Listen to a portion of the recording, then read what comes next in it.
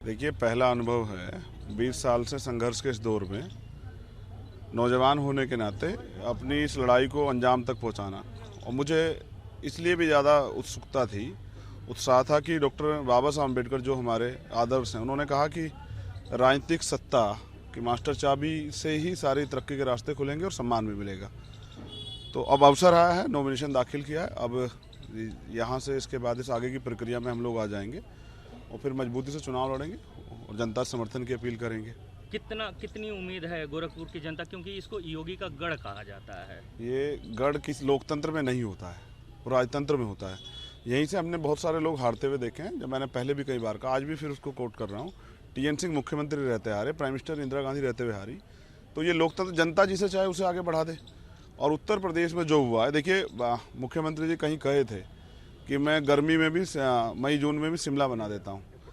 उन्होंने गोरखपुर को क्या बनाया ये देखना पड़ेगा। गोरखपुर भी 4 महीने के लिए झील बन जाता है। ये मुख्यमंत्री जी का विकास है। तो गोरखपुर की जनता से युवा होने के नाते मैं अपील करूंगा कि मेरे जैसे बहुसंख्यक, जिनकी आबादी 60% ज़्यादा, वो युवा परेशान हैं, नौकरी के लिए, रोजगार के लिए तमाम तरह से समस्याएं खड़ी है, महिला सुरक्षित नहीं है।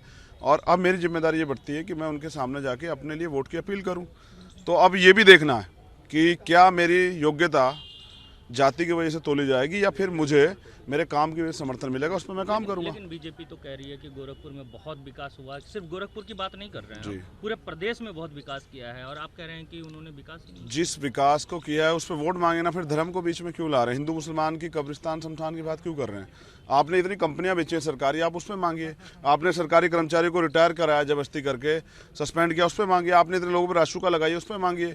आपने तमाम तरह से भाईचारे को तोड़ने का काम किया है। तो आप 80-20 की बात करते हैं, नफरत की दीवारों को खड़ी करते हैं, तो आप उस पर वोट मांगिए।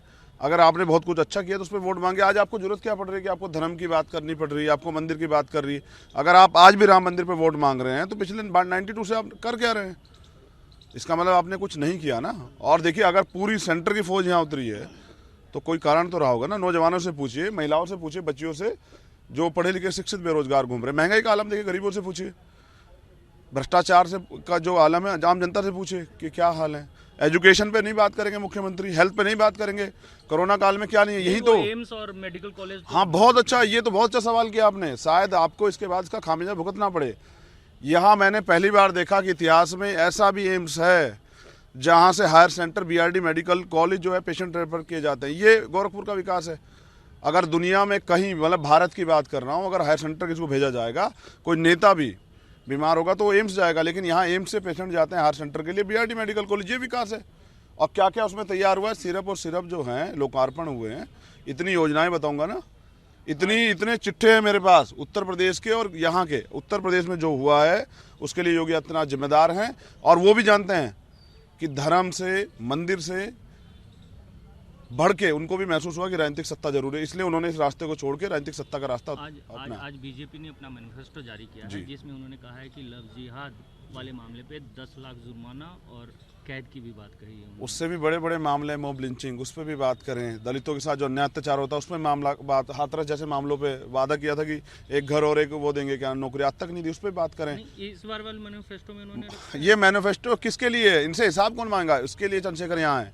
2 करोड़ रोजगार देंगे, प्राइम मिनिस्टर बोले, कहाँ है? आपने कह दिया योगी जी ने कि 80 लाख रोजगार देंगे, कहाँ है? आपका लेखपाल नेपाल भाग जाता है। झूठ की भी एक सीमा होती है। लोगों के वोट को ठगने के लिए राशन देने वाले मुख्यमंत्री और प्रधानमंत्री इतना बड़ा बड़ा फोटो लगाते हैं। जनता से सामना तो कीजिए। आज क्यों बीजेपी के विधायक पिट रहे हैं, मंत्री क्यों पिट रहे हैं? क्यों जो है वर्चुअल रैली करनी पड़ी? कल प्राइम मिनिस्टर ने मेरा गरे जनपद के बराबर बिजनौर क्यों छोड़ा? धूप खिली हुई थी, मौसम खराब का बहाना बना के। जनता में बहुत विरोध है और इसका खामियाजा योगी आदित्यनाथ को भुगतना पड़ेगा। और योगी आदित्यनाथ की वजह से तो हुआ है। वो एक्सीडेंटल चीफ मिनिस्टर हैं, उनके नाम पे वोट नहीं लिया गया था, उनके नाम पे लिया गया था पिछड़े वर्ग के केशव प्रसाद मौर्य के नाम पे, और इसलिए बहुजन समाज के लोगों ने वोट दिया कि पिछड़े वर्ग का व्यक्ति मुख्यमंत्री बनेगा। छल किया बीजेपी के लोगों ने और फिर मुख्यमंत्री बना दिया योगी आदित्यनाथ को। तो आज क्या है, मैंने अपील की थी, आप चलाइएगा कि यहाँ के SSP को हटाया जाए। वो बीजेपी सांसद के दामाद हैं। जब तक इस देश में जाति व्यवस्था रहेगी ना, इस जाति व्यवस्था में पैदा होना ही एक आरोप है। डॉक्टर बाबा साहब अम्बेडकर पूरे देश को संविधान दिए, सबके लिए किए, लेकिन बने रहे दलित नेता। मान्यवर काशी राम साहब बहुजन समाज के लोग इकट्ठा किए, जिनको एक सर पे छत नहीं थी, उनको राजनीतिक शक्ति दी, और बने क्या रहे? दलित नेता। उदाहरण नहीं मिल सकता उनके जैसा। फिर बहन जी ने भी इतना काम किए, लेकिन बनी सर्व समाज के लिए काम किए, बनी क्या रही? दलित नेता। तो ये आरोप और इनका सामना चंद्रशेखर करेंगे, लेकिन जब हमें अवसर मिलेगा तब हम बताएंगे कि हम किस विशेष वर्ग के लिए काम करना चाहते हैं, और हम उस किसान, मजदूर, नौजवान, महिला, गरीब, हाथ के दस्तकार, तमाम लोगों के लिए जिनको ज़रूरत है। और मैं यहाँ कह रहा हूँ आपके माध्यम से, यहाँ सबसे ज़्यादा अगर कोई पीड़ित है तो वो उत्तर प्रदेश की पुलिस। सरकार के हिसाब से ना चले तो सस्पेंड हो जाएंगे, ट्रांसफ़र हो जाएंगे। लेकिन लंबे समय से उनकी मांग थी कि 8 घंटे की ड्यूटी कर दो, एक दिन की छुट्टी दे दो। उनका भी परिवार है, क्यों नहीं देती सरकार? क्यों चाहती है कि सिस्टम जो है करप्ट बना रहे? ये सब सरकार की देन है। भ्रष्टाचारी सरकारों को बदलना पड़ेगा। अगर आज भी 71 साल बाद रोटी रोजी के लिए, कपड़े के लिए, मकान के लिए लोग हाथ फैलाए बैठे हैं, तो ये सरकारों की देन है। इस राजनीति के खिलाफ हमारा आंदोलन, और हम इसमें सफल होंगे।